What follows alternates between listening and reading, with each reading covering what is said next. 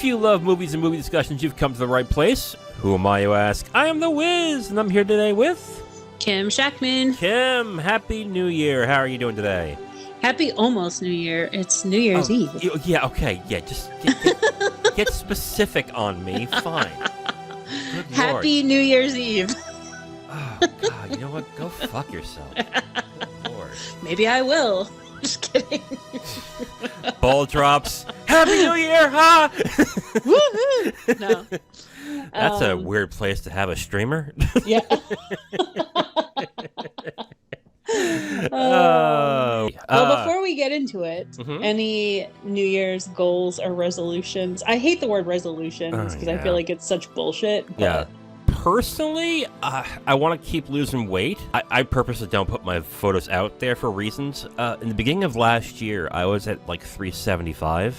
I understand. I'm right there with you. I think I'm like 304 right now, and I'm trying to lose the weight. But I mean, I don't know about you. Like, I'm a little taller, so it doesn't look that bad, but it's still there. No, so you look good. Like, yeah, it's fine. But, you know, just to be healthier. Right. It's not even about how you look. It's how you feel, right? Yeah. I started at 375 last year. I dropped my weight down to 291 at the end of the year. Wow. So, that's really good. Yeah. So I want to keep that going. What about film-wise? I mean, I made a resolution last year to watch 100 films. I watched 133 this year. Wow. And that you might be like, that's a lot. But I've seen people That's pretty easy for you. I'll put it this way. There are people that I follow online who've watched 400 this year. Wow. And that's where I'm like, bro, what? Do they not have a life?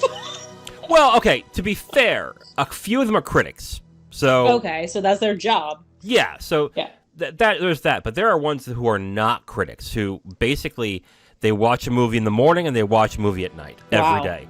To me, I'm like, I can't do that. I love movies. That's a lot. But I can't do that. I'm going to do 100 movies a year again this year, but I also want to start watching film series, which is why I'm starting. Yes, you were mentioning that to me, which is pretty exciting. Yeah, so I am going to start by watching all the Bond films, which now that I think about it and go, wow, that was a really tall order. How many are there? 25. Oh my god. But like in my mind, like I've seen most of them, so it's not gonna be that bad. And then I realized, oh wait, I watched them again to review them. Oh shit! Oh my god. Yeah, I think I've only seen like 2, maybe 3. Yeah. Honestly, I did not care for the Bond films until the Craig films happened, and then I was like, wow, okay. Like Casino Royale is one of the best Bond films. It's probably one of the best action films ever made. That's what they say. Oh, it's fantastic. The way that the Bond films from Craig ended, I was so disappointed by, but then I started looking, I gotta watch the rest of them. So I got to a certain point and then just stopped. I was like, I've seen most of them. Why not do it again? I'll just do it for real this time. Do it and do all of them. That's what I'm doing. And nice. Yeah. It's exciting. Is it, though? I guess it is for you. It has to be. Better you than me. Oh, God. So I can't convince you to watch, like, From Russia with Love? No? Okay. No Bond movies for me. I've seen a few. I'm good. Okay, that's fine. But I will be watching, we talked about, I would really like to see the Godfather series because I've never seen any of them. Good. So then that's what we'll probably do right after I'm done with the Bond films. Which is exciting. Yeah, it is exciting. It's fantastic. We're here to review the 1950 film Sunset Boulevard, starring Gloria Swanson, William Holden, and Erich von Stroheim, directed by Billy Wilder. This film is considered a beloved classic. It is on IMDb at 8.4 out of 10. It's on the AFI Best Films of All Time. It's on the BFI Sight and Sound Best Films of All Time. It is considered a Hollywood classic for a number of reasons. Kind of why I ended the year with this movie. Yes. What did you hear about this movie before we decided to review it? Nothing. I knew nothing about it. From you just told me it was a black and white film. That's all I knew. Which is kind of exciting. I sometimes like going into a movie not knowing anything. I am that way too, which is really hard to do at times because I am so into film. I kind of know what the film is about before I watch it usually. From what I've heard most about this film, it's one of the best noir films ever made. I don't know if you know what a noir film is. I do not. Okay, I was just going to ask you that. So a noir film is, there's a lot of tenets of noir films. It's usually black and white. It's usually a crime film. But on top of all that, it has distinct things in it that makes it noir. For example, there is the femme fatale that's in there, which is the woman who the main character is attracted to, but also is no good. Oh. There is the hard-bitten detective or hard-bitten male. But that's up my alley. Oh, man, I cannot wait for you to see some of the best noir films. But anyway, yeah, this is considered a Hollywood classic, and it's something that gets all sorts of honors whenever best of lists come about. So do you want to get into the review? Let's do it. Let's get into the review of Sunset Boulevard, directed by Billy Wilder. So before we get into the review, let's get into the plot. A struggling screenwriter named Joe Gillis, played by William Holden, lucks into a situation where he ends up at a mansion that basically is run down, that is owned by a once film star, Norma Desmond, played by Gloria Swanson. And they develop a... And where is the mansion? It is on Sunset Boulevard. Ding, ding, ding. Oh my God. It's like it's all connected. Wow. See what we did there? I'm glad one of us is paying attention. Like, oh yeah, it's on Sunset Boulevard. There's where the title comes into play. So cool. Anyways. Oh my God. So he ends up at the mansion. And basically gets roped into developing her screenplay that she wrote and fashioning it into a movie. As that happens, he gets wormed into a relationship with her. Kinda, sorta. No, I would say definitely. In this movie, he did. But like... But it almost seemed like a fake relationship, kind of. Wow, okay. Why don't we just get into the review then? Because I've got a lot to say about this movie. So, okay. Kim, why don't we start with your 3 points? First point is? My second and third points are similar to yours, so let's start with my first one. Okay. Unfortunately, it's a little negative, but that's okay. God. I do feel like the film was a little bit lengthy. It's almost 2 hours, but I do understand kind of why it needed to be, because it had to tell all the different kind of sub-stories to get you to the main plot, which is the relationship or fake relationship between Norma Desmond and Joe Gillis. So I kind of understand like why they had to, go through the scenes that they did to get there to explain it. There were a few times within the film, like, I kind of like lost a little bit of interest. Like I nodded off a little bit, to be honest with you. Like when Norma went to the studio to see like the producer to try to like get her film made, like I was kind of like, okay, like we get it. Like, she's a washed up star or whatever. And, I don't know. I just got a little bit bored. I think it was just a little too lengthy for me, but which was fine. Whatever, like some people can pay like really good attention to this film and be more interested than I was, but there were just some parts where I thought were kind of dragging. So I understand that to a certain extent, that you feel that way, because I don't think you're very much into Hollywood and how it's run and what the results are from people who are in that system. So whereas like you're really into film and like studios and production and all that. And I'm just kind of like, I don't really care. Right. So I found it interesting that they had Cecil B. DeMille playing the director in this movie. I was actually kind of surprised by that, and pleasantly surprised. The importance of that scene specifically, or that sequences of scenes, is it really shows exactly why Norma is the way she is. Or maybe not 100% the reason why, but it really solidifies the reasoning as to why Norma would think she is as important as she is, that she thinks she is. Because of how people treat her? Not even just how they treat her. In that sequence specifically, when she meets Cecil B. DeMille and goes through the entire sequence of basically Cecil trying to find out, why is she here? It's like, right. Why is she coming? Like, is this a visit or whatever? It is basically because the system itself is based on lies. It is all based on obfuscation, which is basically what movies are to a certain extent. It's an obfuscation factory. The way that the scene plays out is interesting because it's not that she's crazy and delusional in this circumstance. Well, she is, but well, actually, she is. She is delusional in thinking that she has a chance at this. But you still feel bad for her because they're feeding into that delusion.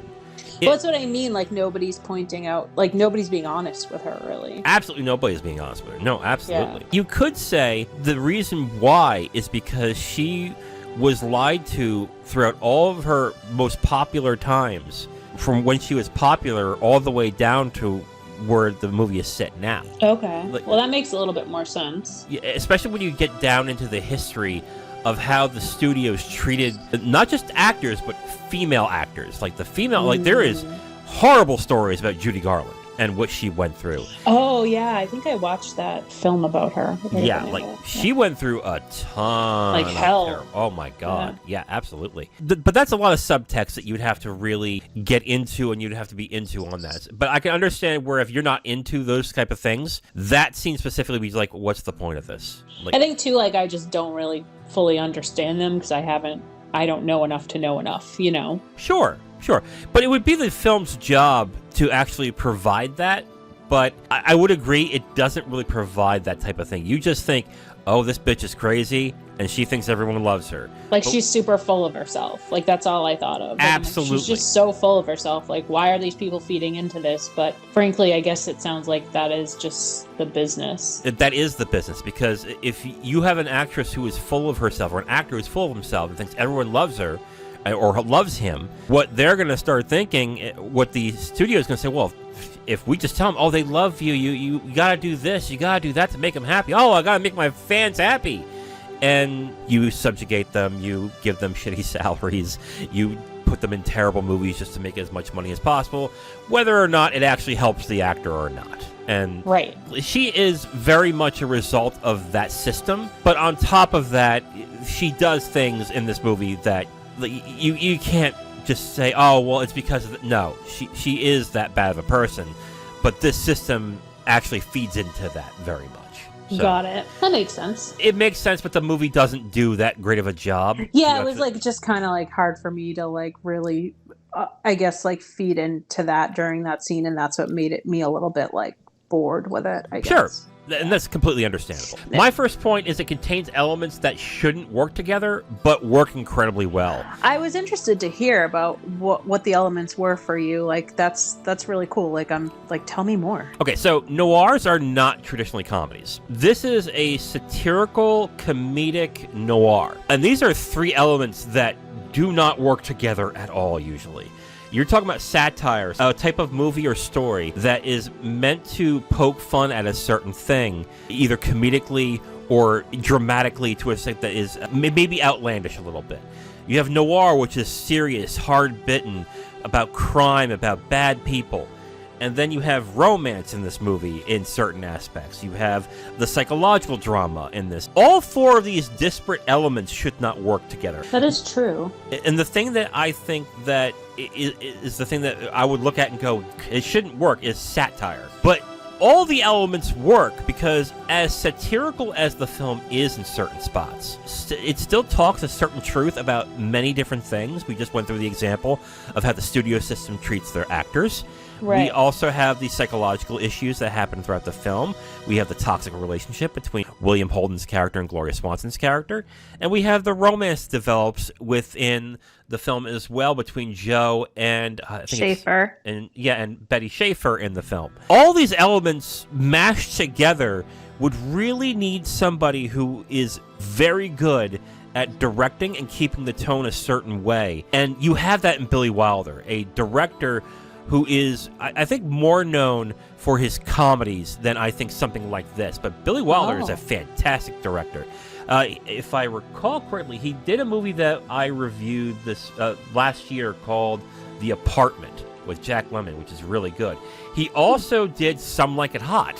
Like another. You've been telling me to see that movie forever. I really should watch that. And then Sabrina, another movie that he did. I think I've seen that. That was pretty good. You probably saw the remake. I don't know. With Harrison Ford and Greg Kinnear? No, I don't think so, because when I was really young, one of my friends was obsessed with like the older version when I was really young. Like, I think I was like 10 and she used to like watch it all the time. So I probably saw it when I was at her house, but that was a very long time ago. That's a good friend. Yeah, she was obsessed with like older movies and black and white movies and stuff. And then you were thinking, oh, this fucking nerd, good lord. I'm just like, yeah. I'm just like, what is this? I wouldn't want to be around. Some of them were enjoyable. Oh, yeah. No, a lot of them are enjoyable. Absolutely. Yeah. This is a director that has a very diverse portfolio of movies. And you wouldn't think for someone who's good at romance and comedy can pull something off this diverse. And he pulls it off really well in this movie. Spectacularly well, because, again, one element goes wrong and something falls apart in this. Yeah. And the satire part is a lot to do with Norma. These issues that are in the film are very real. They're very real issues, which we'll get into in our second points. But I think the disparate elements that should not blend together blend really well in this movie. And I was very surprised by that. Now, I agree with you on that point. Now, I won't say that it's amazing for it. It just works, and it really needs a director that can pull that off. And Wilder directs it incredibly well. I will give him credit for that, absolutely. So, Kim, what's your second point? The interesting dynamic and process of the mental abuse in this film. No physical abuse, right? But mental abuse between... There was a smack. Was there? There was a smack. Oh, there was one smack. I forgot about that. Okay. Yeah. So one smack, but yeah. So, but the majority of it is mental abuse between Norma Desmond and Joe Gillis. And then even like between the leading on of Schaefer by Gillis. Like if you really think about it. Okay, explain this to me, because I looked at that on your thing, and I was like, wait a minute. Like, what mental abuse between these two? Like, well, I kind of feel like Schaefer got led on, right? Because Gillis really couldn't make up his mind. And I do think the mental abuse of Norma played a huge part in that. Okay. But, like, if you love her, you love her. Like, stay with her. You know what I mean? Like, I just feel like she was kind of led on to believe that he was all hers, and he really wasn't. Okay. You know, so that's where I think the leading on came into play for her, and you feel really bad for her at the end, you know, even though she's got another husband waiting in the wings. But and then, you know, Norma with the mental abuse of Gillis. But I think Gillis was just so confused and wrapped up in her that he just was like, the hell with it. I'm just like this woman, like I'm part of this woman's life, and I need to just show this to Schaefer. But yeah, Norma definitely did a number on him. Yeah. So this is going to go into my second point as well, which is the stark portrayal of an abusive relationship. Yeah, we had like similar points there. Yeah. I want to point out a couple of things in regards to Schaefer being led on by Gillis. I get why you think that way, but let me just tell you what I saw on this. Like, I think he really loved her. Right. But then towards the end, like, well, if you love her, love her. If you don't, just tell her you don't, instead of just being like, well, this is my life, and da-da-da. You know what I mean? Like, I don't know. When you're in an abusive and controlling relationship, like the one that Gillis was with Norma, you do see somebody that can get you out of it. You still feel guilt because I don't want this person to go through what I'm going through. So I don't want to have someone suffer like I am suffering. That would be selfish of me. That would be terrible of me to do that. Like, as in bringing her into the fold with what he's going through? Not even just that, or just getting her involved, period. A lot of controlling relationships rely on that person that is being controlled to basically have their life be that one specific person. And that's what I think that final scene showed in the film, where he was trying to push her away, which is basically, can you provide this for me? Can you provide that for me? Even though you know Gillis was not happy. Like, he was miserable in that sequence as well. I think it was less of a mean of Gillis leading her on, because as soon as she left, he left, and he left to go to Ohio. Right. I think this was more or less the guilt coming on throughout the entire film. And this is the thing that like, almost like he was using her as an scapegoat. Not even just that. Just the guilt of her going through Norma and what Norma does. Oh, yeah, because towards the end, she was, like, calling her and stuff. I forgot that part. Yeah. So, I think that's what that sequence was. It wasn't So he's almost trying to protect her. Yes, absolutely. Okay. All right, well, that makes a little bit more sense now. Well, when you haven't been in well, I guess I'm going to open up a little bit here. A lot of this movie reminded me of a previous relationship I had. And that's why the psychological nature of this movie is what fascinated about me. Because when abusive relationship movies happen, 9 times out of 10, the abuser is a man, the abusee is the woman. And what generally happens in these movies is the personality and the nature of that woman drains as the film goes on. But that's not what happens in this movie. Gillis stays the same personality-wise. He's as snarky and he's as much of an arrogant prick as he usually is. But what this film shows is how much that Norma manipulates him. Whether it especially with finances. Not even just finances, even subtle things like honking the horn, limiting time from other people, to the attempted suicide, which I kind of think never happened in this movie, even though there was a doctor involved. Right. I don't think that really happened. I think this was just another manipulation of her to actually keep him where he is. Film does a really good job of showing that the mental abuse that he goes through doesn't necessarily mean he becomes a meek, kind of ineffectual person. He's still who he is, but he's being greatly manipulated in this. Yeah, like I did actually appreciate that, like you said, from like a director standpoint. I was like, in the writing, I was like, wow, like, how is he not becoming meek? You know what I mean? Like it's just, Because the one thing that in these types of stories that they do when the man is the one being abused is he gets demasculated constantly. He's put down terribly, which is not what's happening in this movie. A lot of abuse happens in the form of what's called love bombing. Do you know what that is? No. So love bombing is when someone showers all these compliments and gives you all these these rosy, lovely compliments. Oh, you're so great. You're so kind. You're too good for me. Stuff like that. And they constantly do that to butter you up. So then when they abuse the shit out of you, you go into it going, well, you don't wait a even minute. realize it's happening. But this person loves me. This person cares about me. He needs me. He must be doing this for good reasons. It's a manipulation tactic. This film shows that very well. And the love bombing also has to do with the finances. It also has to do with the clothes and everything. But I think that's what this movie showed, because just because you're being abused doesn't necessarily mean everything's being drained. Because when they do this with women being abused, what usually that's what they always show. They show that the woman either has no personality, or that the personality is very much performative. Like, oh, hi, how are you? And you find out in the beginning and later on that she is being greatly abused by the man in this. This film shows that, no, the personality does stay the same, which is why it's really hard for people to really notice that someone is being abused like this. Until that person starts talking about what goes on in their family. Oh, yeah, my wife does this. Oh, my girlfriend does that. And someone has to point out to them, dude, that's fucked up. Are you sure? Right. Like, they think it's, like, the normal. Like, they think it's a positive thing, like you said, like, with the love bombing. And that's... Wow, maybe I had love bombing in my past. I didn't even realize it. Oh, shit. Yeah. Oh, God. But I think the movie does a fantastic job with this element of the story. Kim, your third point, which is a lot like my point. Go ahead. Similar, yeah. Excellent performance by Swanson, who was Norma Desmond. Oh, my God. She was excellent. And I thought Holden was fine. I know that you felt that Holden was a great performance. I thought it was good. I mean, I don't know. I don't know who else would play that role, like, if needed, but I don't know. Norma stood out to me, and Swanson or whatever. And, like, to be, like, that dramatic and then that, to really show that you have, like, a mental illness, like, I feel like that's sometimes hard to do. Especially around that time. Right.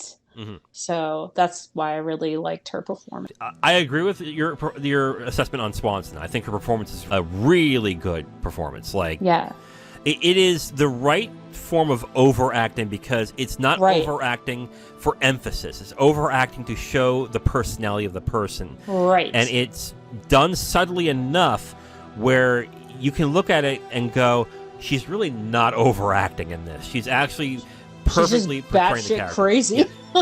She's just perfectly capturing the character of this film. Right. What I disagree with your assessment on Holden is William Holden's performance is a difficult performance to actually really wrangle down, I would say, because you still have to project this masculinity that Holden has while being treated the way he is. So he has to have the performance where Swanson's character is still very much attracted to him without being meek or without feeling lesser than. He plays that performance really well, both as the abusee and as somebody who is actually a very masculine person, which is why I think it really helps the story go along when it's going through him, because you don't go through the standard things that most abuse films go through, which is right. the person who's being abused, they start cowering, they get really scared. In some cases, they're men, they're demasculated. If they're a woman, they're being treated like a slave to a certain extent. Right. That's not happening in this movie. It shows because the character is still who he is, but he's just being manipulated. And the easy thing would be to make him more meek, make him more of a agreeable person, and he's just not that way. And he is not that way at all. And that is very important to do in this movie. And I think Holden plays it really well with this character specifically. That's how I think of it. Yeah, I would agree with you too. I think too, again, I'd be like, well, if not him, I don't really know who else would be able to play it. So I don't know. I think for me, personally, Swanson kind of didn't really overpower him, but was just more noticeable. She is the performance of the film, no doubt. I will give you that. And I think that's where I'm coming off with that. Yeah. Yeah, absolutely. Can we talk a little bit about Erich von Stroheim? Who was that again? I forget. He played Max. Oh, he was just the typical no emotional butler. Yes, it's interesting seeing him in this role and how he portrays this role. I saw a film with him about a month ago called The Grand Illusion, which he was very good in. It's a French movie from I think the 30s. And he was really good in the film. And it was really surprising seeing him in The Grand Illusion and how he portrayed that character and seeing him in this. Mm-hmm. And you're right. I haven't seen him in anything else, so I have nothing to compare it to. Oh, yeah, I understand that. But yeah. I just just seeing him in this movie and then seeing him in The Grand Illusion was like, wow, that's a step down. It's different, I will say. I don't think it's a step down. I did like him as Max in this. I wasn't too enamored by his performance, but I think he played the character as well as he could in this. The character himself, I don't know. I just feel like it wouldn't have been that hard to play. I think the film did not do a great job with that character, mainly because of the revelation that you find towards the end of the film. Right. That should have added something much more dynamic, and it just went, oh, and guess what? I'm like, oh, really? And then it kind of fell flat. It did. But it fell flat because it did nothing with it. But after that revelation, it's like, oh, that's interesting, and then nothing happens with it. And I'm it kind of makes sense in a way, but at the same time, I'm just like, okay, who cares? I don't know. It makes sense because it shows the cycle of abuse that Norma Full circle. puts all her men through. So yeah, I do see that, but there should be much more of a psychological bent with that character, and it's just not there. All right, Kim, so who do you recommend this for? Those that enjoy older black and white films. I thought it was pretty cool. I liked that it was in black and white and how it was shot. I thought it was pretty cool. And then murder mystery type films. And now that you've introduced me to the word noir, that makes sense. If you like noir films, aka I think of it as a little bit of a murder mystery. So yeah, that's who I recommend for. Okay. And who do you not recommend it for? Children, I don't think children should watch this film. And then if suicide is a trigger for you. Okay. Yeah, I don't think children these days will look at this and go, what's the big deal?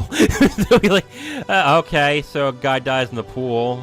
All right. Yeah, but it's I think too, it's not recommended because I just don't think they'd enjoy it, right? Yeah, they'd absolutely. Be like, what is this? I don't care about it, Yeah, it's got, I think, the themes are a little too complex for kids, I would say. So, yeah. Sure, I see that. I recommend this for fans of psychological movies. This film does a great job of showing how someone who is an abusee in a toxic relationship and how they react to things and how the abuser manipulates that person. I think it's a really good job on that. Mm-hmm.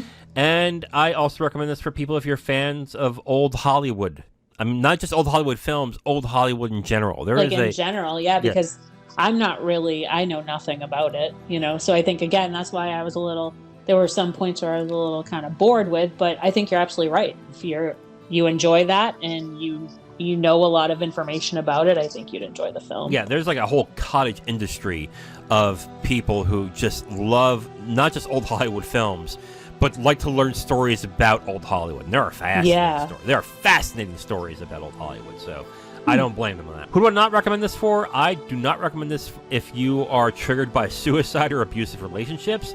Let me tell you something. Yeah. I had a little bit of a hard time with this movie. Not that it was like, oh, I can't watch this. It was like, oh boy, this is familiar.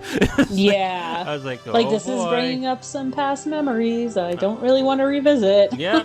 If you are still in the thick of healing from that, maybe not want to go through this movie real quick. And then if you're not a fan of noir films, I mean, which makes sense. If you'd know if you are and you're not. I'd say this is mostly a noir film, but the other elements in it make it very different from noir films. But I think for the most part, it stays on that end. Overall, Kim, do you recommend Sunset Boulevard? I do. I would recommend it to the masses. To the people? To the people. Yes. To all the people. I would, yeah. Okay. I mean, would I watch it again? Probably not, but I didn't think it was a terrible movie. But I also we were kind of talking about this at the beginning. Like, I guess I don't really understand why it's like one of the best movies. Like, I wouldn't go that far. Overall, yeah, I'd recommend it. I recommend this too. I like it as well. I kind of agree with you. I don't understand. I do understand why a lot of publications say this is one of the best movies of all time. It's because these people are very entrenched in that society and are obsessed with Hollywood and old Hollywood and the way Hollywood is right now. But I think has a lot to do with it because it shows a lot of depth in that circumstance as well. I think another thing that makes this film stand out to a lot of people is this type of film where it's an abusee type of film. The roles are reversed in this because the abuser is a woman and the abusee is a man.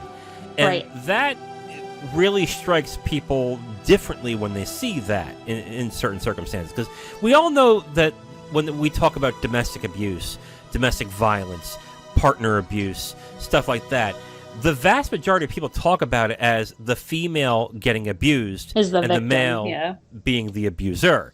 Right. Which... Again, there are statistics that say that it's more than likely to be that case, but there are plenty of circumstances where it is the exact opposite. And so maybe that's why it's so popular, because there aren't many films out there like that. Like, I guess I just didn't understand why it was so, like, beloved. But not just that, but also it's a window into old Hollywood and how it treats its actors. Okay, yeah, that's fair. What happens to those actors after their light fades, essentially. So I think that's why it's become so beloved. And there's going to be people who are going to be in the comments going, well, no, actually, it's just it's a great movie, and you plebs just don't know what the fuck you're talking about. Hey, to each their own. Exactly. Okay, you do you, dude. Good for you, man. I'm proud. Whatever makes you happy. Like, you think this is great. I just personally don't. I think it's a good movie. I don't think it's the best movie. I think it's a good movie, and I will watch it again at some point. I'm with you. I don't exactly understand why it's beloved the way it is. Right. I do see certain things in the movie where it would take somebody like a Billy Wilder to pull this off, and he pulled it off. Like, I definitely see that. So, overall, we both recommend Sunset Boulevard. We just aren't huge fans of it, essentially. Right, so there we go. Now, if you want my full review on this movie, you can go to my website at IamTheWiz.com. You'll have my full written review right on the site, along with a link to the video that has this review that you've just listened to. Thank you for listening to this review. If you want to know what we're reviewing in the next couple of days, you can look on the screen right now to see what's coming up next. If you like what you heard, go ahead and leave a like on this video. If you want to discuss your opinion on the film or the review itself, please leave a comment. And if you want to hear more, subscribe to the channel. Thank you again for listening. I will talk to you next time.